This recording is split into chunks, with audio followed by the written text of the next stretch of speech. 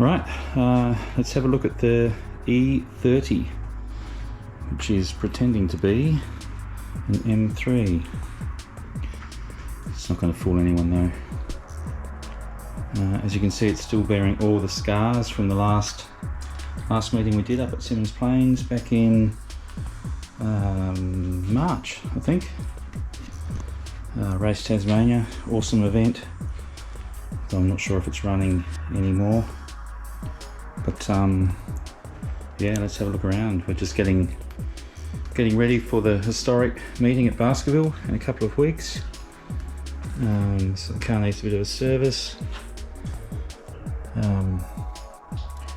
Some new brakes, new tyres on it.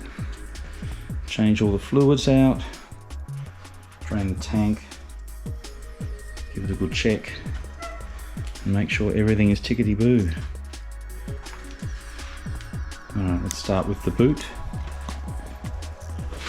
Actually, I made this gurney flap not so long ago. Well, actually, for that meeting at Symonds, we were running the big M3 DTM style gurney on it, but it's probably not doing us a lot of good, to be honest. So I've gone for the smaller one, and we'll see how that looks at Baskerville.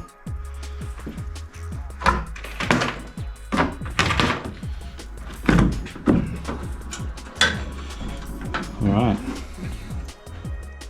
got our accumulator for the oil, surge tank there.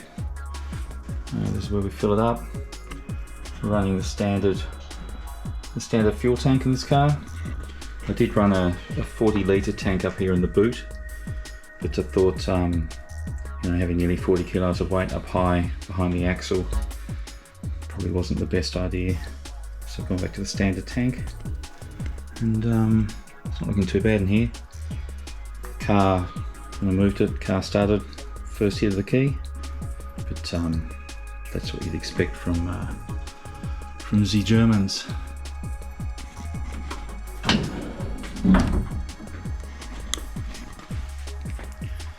Right, moving along. It's just got standard brakes in the rear. Don't use those a lot. This tyre is the one that improved production is moving to. So we've run these for about 3 years now. But as you can see, this car is actually bearing quite a few scars on it. We've had about 5 years of running this now. I don't do a lot of meetings a year, but every meeting takes its toll. See, we lost our badge. This bonnet's looking pretty second-hand. It's a carbon fibre bonnet that I made, but it's probably got one meeting left in it, and we'll make another one. Moving into the car, I'll just set up a light. So, standard ECU for the S50, which I'll have a look at in a minute.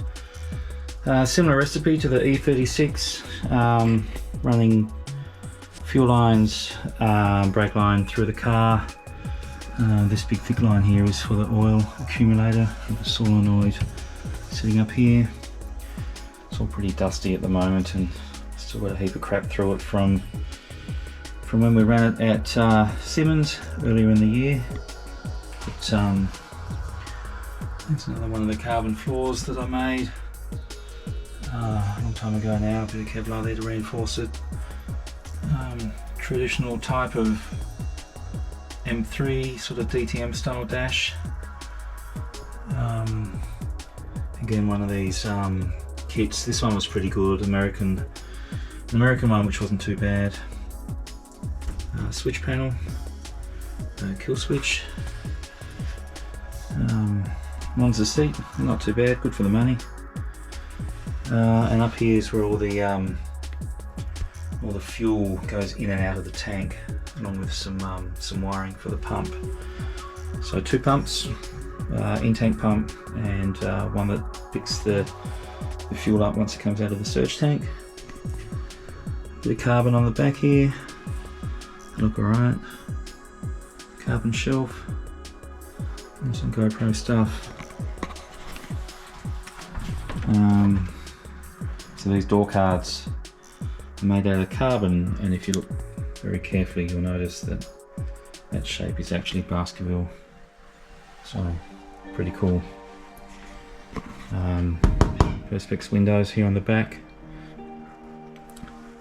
glass in the front.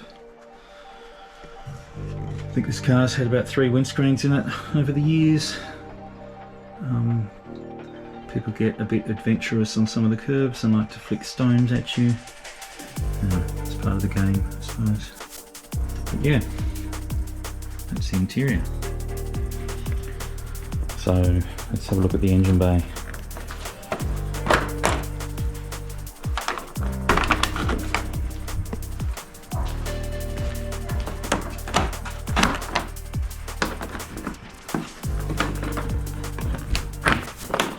You can sort of see the carbon weave in the bonnet, Ferrari F40 style. These are also carbon, which are made. It's got the Evo front bar on it. All right, BMW S50, half a McLaren F1 engine. So half a V12, essentially, basically. I think 320 horsepower out of the box, in the standard ECU. This is the Evo version. No mods whatsoever. Great motor. Sounds glorious. That's a carbon panel up the back there, which I made to enclose all the wiring. E36 expansion bottle, E36 M3 radiator.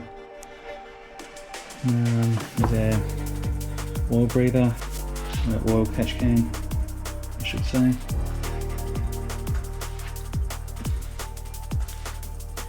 Have to modify the headers when you put them into a E30, but that's no problem.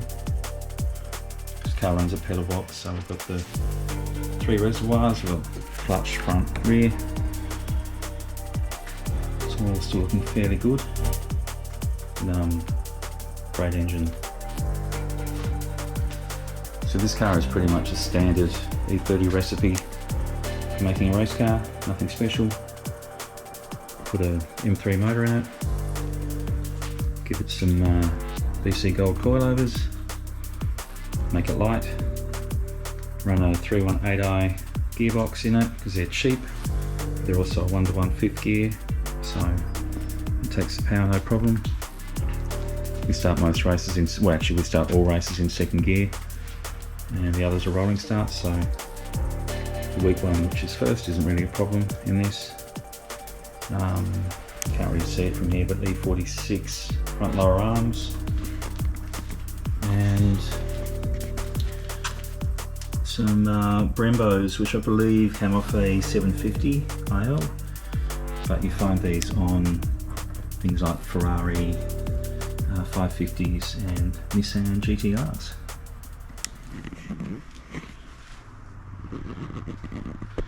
Lots and lots of fun for not much money. I'll give you an update just before we go to Historics. The plan is to take the front bar off, fix all that, do the service, make sure everything works, and then we'll go out for 4 days of fun. Wicked.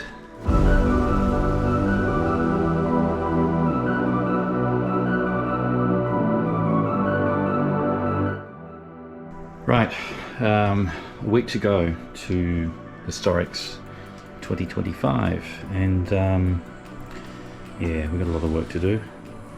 There's nothing actually wrong with the car, but it's a good time to do maintenance and do all the things that we probably should have been doing over winter, but we were busy building that. So first up, headers are off and steering column's out. That is because we just had a little repair to do in the headers, which are over here. But while they were out, it's a good opportunity to rebuild the steering column. We actually had some up and down play, which is now fixed. And it's all to do with the bearing down here at the bottom. And as luck would have it, I actually found the bearing that we needed in my spares box. So that was good. So it's something that's been bugging me for quite a while, and it's fixed, which is great. So that can go back in once we get the headers back, which I'm just about to take around to the welders to get fixed. Front bar, these always get sandblasted, so even though I painted it in 2-pack, it was looking pretty crappy. But we're just going to pressure pack it. I think I'll do that from now on, actually. They just got a bit of a beating, so probably don't need the full 2-pack treatment. Bonnet. We had a lot of trouble with the bonnet. Basically the underside was coming away because of the way I made it. I made it in 2 parts, and then pretty much just tried to bond it together, but 5 years later and it's all coming apart. So re-gluing it all with rivets. The rivets will get drilled out, all that's set. But I think this will probably be the last time we run this bonnet at Baskerville, and I'll make a new one. I've discovered a better way of bonding them together, which is good. And it's every clamp I own pretty much. But anyway, brakes. Putting a new brake compound in for this meeting. Always struggling to get heat into these, believe it or not. So hopefully the new compound will fix that. Excuse the glare there, but dashboard's out. Dashboard's out at the moment. Just while we're doing the steering column, and I'm going to fix some wiring up. It's a good opportunity to delete the wiper stalk, which you always catch when you get in and out of the car. And we'll swap that over for a switch. Need to drain all the fuel out, put fresh fuel in it. It shouldn't take too long. Rear brakes, obviously, also getting a service. Where are the discs? Got these cleaned up as well. Front still need to be cleaned up, and of course new tyres are coming. Even though they're not too bad, there's a big flat spot on one of the fronts, so their day is done. But yeah, lots to do before we hit the track in a week. One other thing I've done, this is the splitter. I've just put some aluminium skid plates in so that we can hopefully get it onto the trailer without having to take the front bar off. But we'll see how that goes at well, in a week. So yeah, next update, should have it back on its wheels with any luck. But anyway, this is part of the fun. This is why we do it. It's great.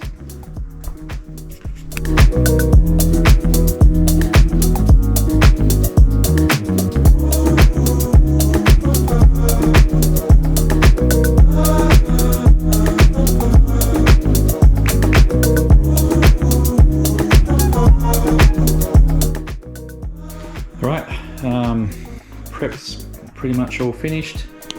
Car's going on the trailer at 3 o'clock today to head out to the track. It's been a big couple of weeks. A lot of work's gone into this, but the car's definitely better prepared than it's ever been. I'll just do a quick run through of what we've done. So, new rear pads, a different compound front pad to what we've used in the past. hoping to get a bit more heat into the brakes. Something we seem to be struggling to do with this car. We may block the vents off a little bit, but we'll figure all that out when we're at the track. Put some little skid plates on the front splitter there so we can drive it up the trailer without having to take the bar off.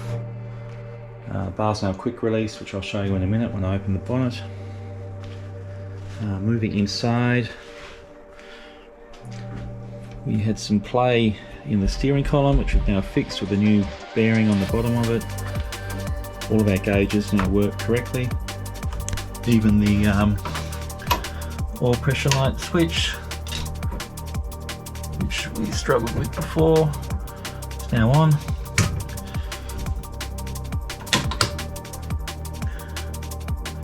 Radio is installed, so the radio lives down in there. Tim's cable tied it all through. Got our button on the steering wheel, so that's all good. All of the fluids have been done, so we've got new fluid up in the diff, gearbox and engine all done. We're going to run this rear gurney flap instead of the big one that we've run in the past. Yeah, interesting to see how that'll go. I'll take it up with me, but just get a little bit of extra speed down the straight with that, and maybe lose a bit of downforce up the top of the hill there. New tyres, so the Bridgestone RE71s. These are the new spec tyre they're going to run in IP this year, improved production racing. So we've run them on this car since I've had it, really. Good tyre, lasts well. Rest of the old ones are on the rims here, still got some spares. Bonnet's seen better days, but got one more meeting to go on it. I've had to glue it all together again with some special stuff from the fiberglass shop. Just need to cut a little relief out of here because we've moved the switch from the incorrect side to the correct side. Obviously you all know what the channel is because you're watching it on the channel. Yeah, it's looking good. Pretty excited to get it out to the track and have some fun. A lot because the intake covers most of the work that we've done, but just a few little upgrades. Tim's made a plate to hold all of this a little bit more securely. In there we've run different adapters to get the sender units to work properly. So the problem was with the gauges, when they come from aeroflow, they're anodized, and anodizing kills the earth, and therefore we're getting a bad read. So everything is tickety-boo now, and we should get accurate gauges. I've pulled out the factory relay for the wipers, and we're just going to go with this setup. Much simpler, much easier. Just means I've got to self-park the wiper, that's all. And I'm not sure if you can see, but down in there we've just made some quick release pins. I've also weighed the car. I need to get dry weights, a wet weight, and the weight with me in it. So some people think this car is incredibly light, and I can assure you it's actually not.